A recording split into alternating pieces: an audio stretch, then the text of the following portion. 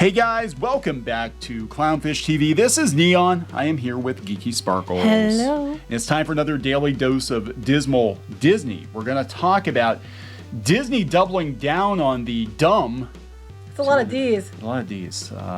Doubling down the dumb Galactic Starcruiser hotel. There's been a lot of chatter about the possibility, we don't know if this is happening or not, but the possibility of them maybe building another one in Disneyland because there's a survey floating around out there about guest satisfaction for the overpriced luxury hotel.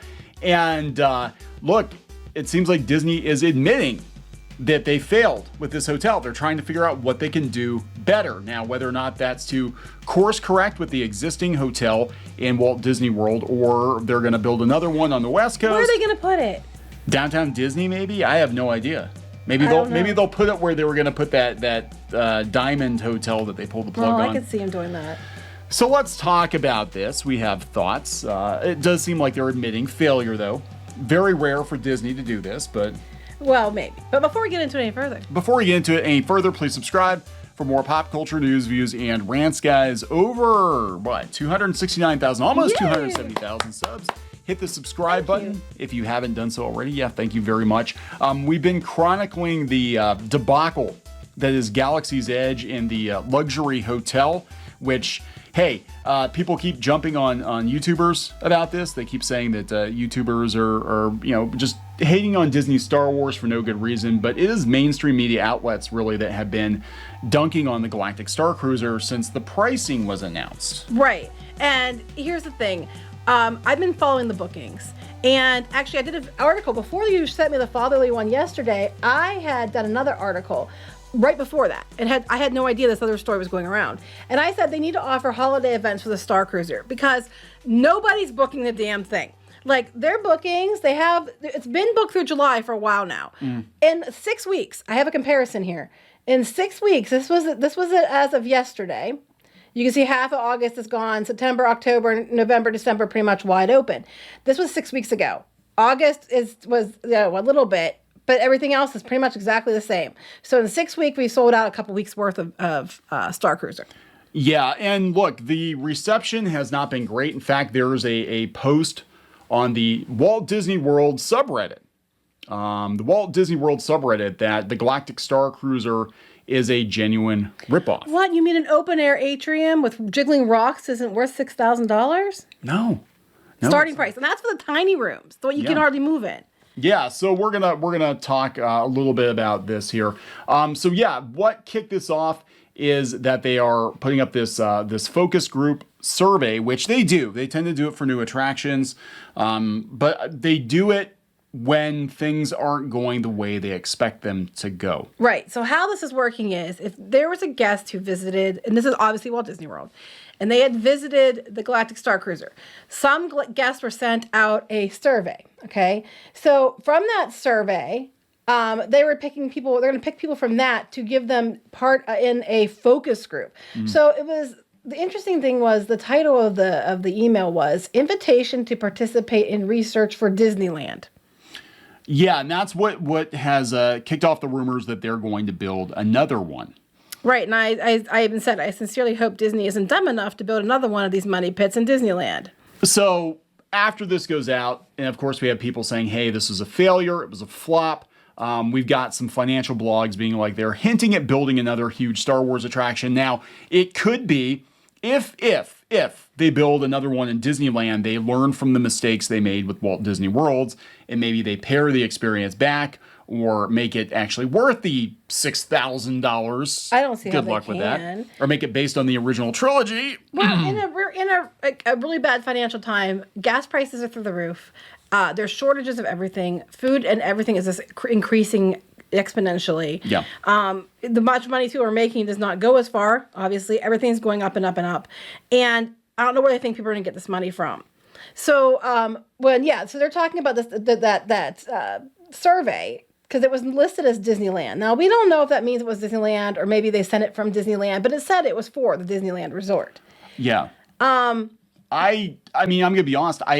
can't think that they would screw up that badly because they're very particular. It goes through several people. Right. So it's probably that's what they're thinking. But if you get picked for this group, it's a 90-minute virtual focus group that takes place between June 20th and 23rd, and you'll get a $175 gift card for participating. I did not get an invite. No, but here, Disney, I can help you. Here's some possible solutions for you.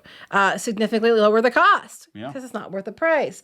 Make it maybe one-day trips or like a few hours at a much reduced rate, or a dinner theater experience. That's what you had said. Yeah, that was actually what this was supposed to be. Originally, the plan, if you go back to the plan before, the rumor is Kathleen Kennedy meddled in Imagineering's planning. Never. But it was supposed to be original trilogy, and they were supposed to have an actual cantina with like a dinner theater and all the stuff that was basically behind the paywall at Galaxy's Edge. That was supposed to be available for everybody who went to this restaurant. If they would have made it a dining experience, I don't think people would have felt as ripped off as they did. They still could. They could even run it as a hotel 4 days a week, and then 3 days a week they could, for a much, much reduced rate. Like you go in and have 3 different groups.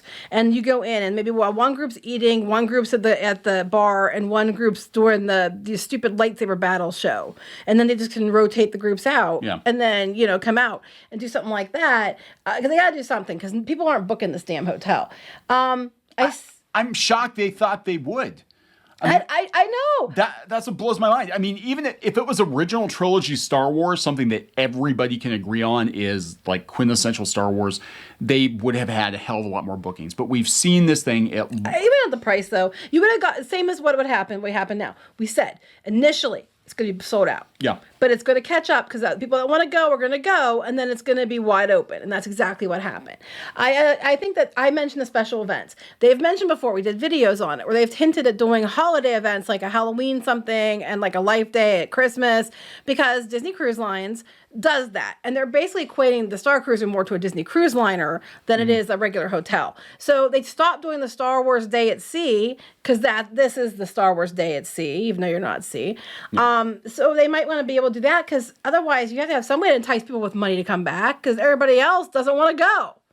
And then I said, don't let your people, your story group, your official accounts insult fans. Yeah, so Star Wars is a damaged brand, and a lot of the damage, most of the damage, almost all the damage, centers around the drama with Lucasfilm Story Group and the sequel trilogy, and what do? Now Obi-Wan. And you've turned the entire park into sequel trilogy era attraction, which is polarizing. So immediately you've cut the potential fan base for this I was meaning the fact that they're toxic to the fans. Yeah. They try to bully the fans. But I'm like, so you've cut it and then you've cut it again. So there are a lot of people, myself included, just walking away from Star Wars completely because I'm like, fuck it. It's original trilogy would have made the most sense for Galaxy's Edge and for the Starcruiser because it has the largest group of fans. And it was supposed to be original trilogy. It was, until Kathleen Kennedy stepped in. Well, Iger was responsible too. Yeah.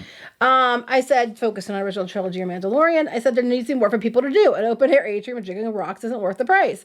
The rooms are too small for the price tag, but the larger rooms cost exponentially more. And then driving people around a box truck isn't exactly worth $6,000. No. There, Disney, $175. Thank you. There you go. So, yeah, I mean, it seems to me like they are, and I had a couple people send me this article, and I apologize, I don't remember who sent it to me off the top of my head, but they are seemingly admitting that this was a flop. Are they, or are they trying to, or maybe they aren't really thinking about building in Disneyland, maybe they're using it as a cover so they don't have to admit it's a flop. Oh, it's so successful, we're thinking about building another one. Yeah. According to Disneyland News, the company is looking to understand why their first fully immersive hotel experience was so bad that nobody wanted to book a stay. Some guests who had previously stayed at the Galactic Starcruiser and completed a survey after their stay are being asked to join a paid focus group. Essentially, they're paying even more money to try and find out why the Star Wars hotel was seemingly a flop. Or you can just watch our videos and save yourself a lot of money. Yeah, right? Like, why? This isn't rocket science. The same with Star Wars. Like, it's not hard to fix Star Wars. I mean, you could have course corrected a lot easier a couple of years ago, but it's really not hard to fix Star Wars. You just have to listen to the fans. They're your focus group. And they've been telling you for years on YouTube and other places what is wrong with Star Wars? Why they're not buying the stuff like they used to buy it? Why they're not going to the movies like they used to? I even said at the bottom of my article, I said here at the bottom, I said fans have been telling Disney what they want. They're spending their money on what they want. Disney just has to listen, and Disney will not listen. No, what's going to happen is they will gather all this data, and the parks people might even look at it and be, Josh tomorrow, and then might even look at this and be like, yeah, this totally makes sense. Let's go ask Kathleen Kennedy what she thinks, what we can do to, and then that's when things come off the rails. Tell those racists, misogynistic racists, that they have to like our trilogy. Remember, again, you go back and we've done videos on this, and there's a record here, and they slipped. But the plan for Galaxy's Edge originally was supposed to be the original trilogy, Han, Luke, Leia. This is from an Imagineer, ex-Imagineer. Yeah. Hoth, Endor, Bespin, and then they changed it. And you can see pieces of it because, again, the Falcon attraction looks like it should have been Docking Bay 94.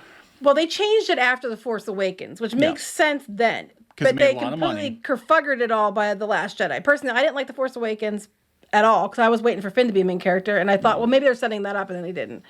But yeah, now you have this other thing where someone's talking about their own personal experience. Here you go, Disney. Just go read this. Yeah, this is on Reddit. This is on the Walt Disney World subreddit. So these are fans, right?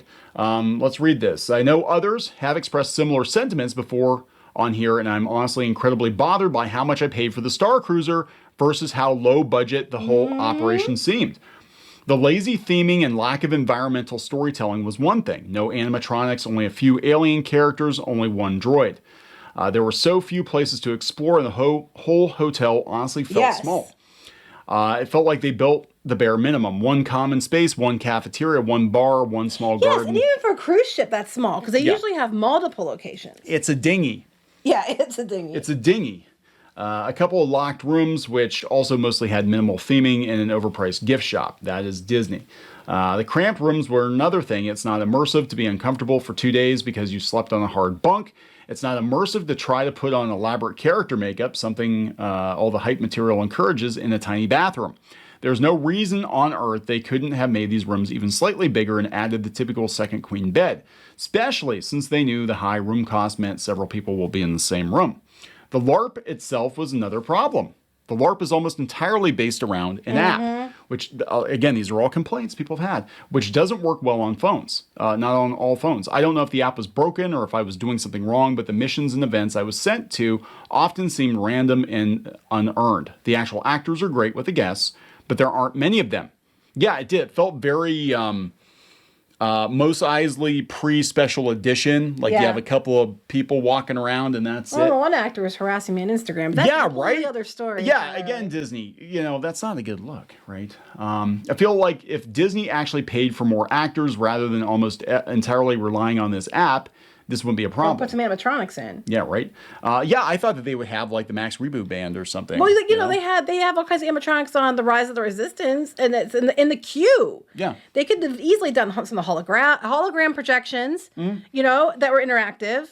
That would have been easy. I mean, well, not easy, but you know what I mean. That would have been relatively inexpensive. I mean, cool things. You could have had like an entire. You could have had Max Rebo. You could have had like an entire. That's original trilogy. Okay, you could have had an entire droid band come out. How cool would that? No, you get the live singer who LARPer. Like you get the Fifth Element singer. God, the last straw for me was the staff and what I suspect is going on with them. To be clear, everyone on staff was lovely and clearly trying their best. However, our first day there was a snafu with luggage delivery, and our bags ended up in the wrong room.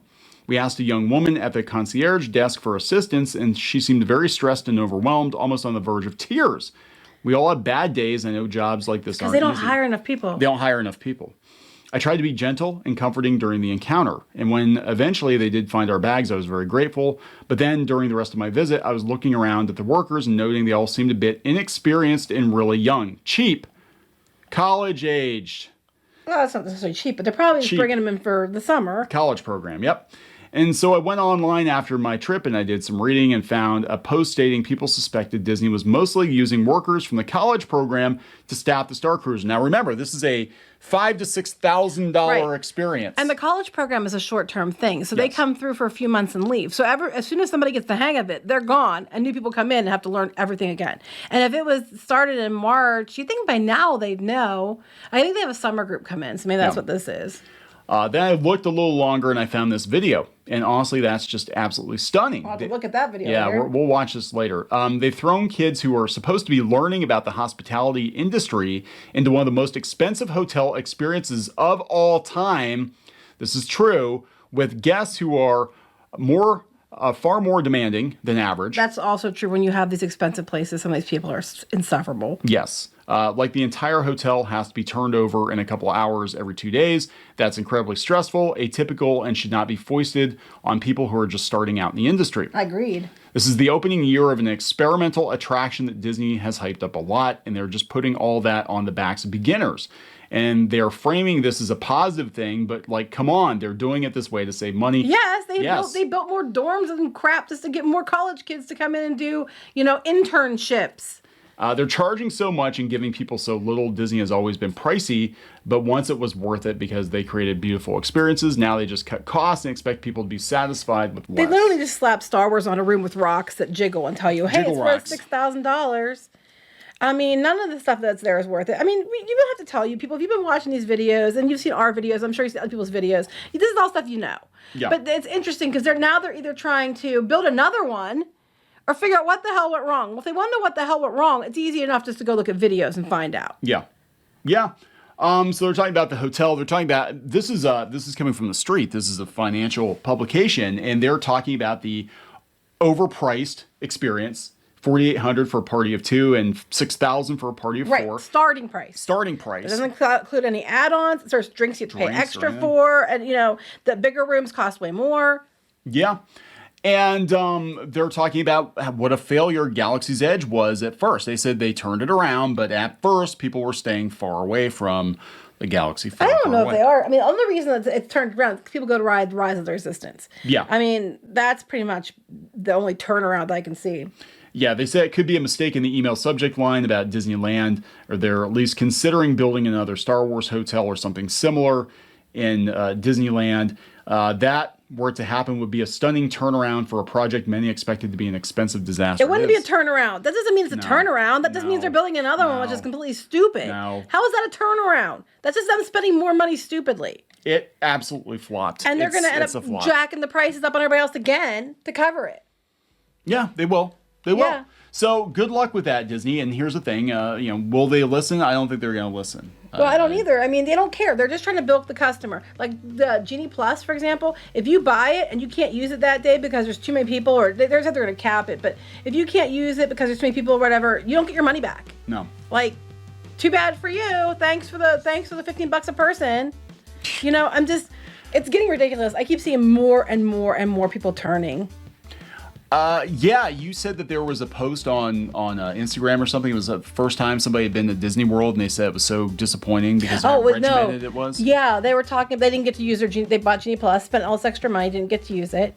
They said they paid for the front of the line access for Rise of the Resistance. Mm-hmm. They paid $45 to do it. I think it was like $15 a person. Got to the front of the ride, and then the ride broke. And I don't know if they were going to get their money back. They probably something like that. I think you can get some kind of alternative attraction or something. They'll do something for you for that. If you go to guest services, you probably can do something about that. They won't do anything about Genie Plus, but I think in that situation they would.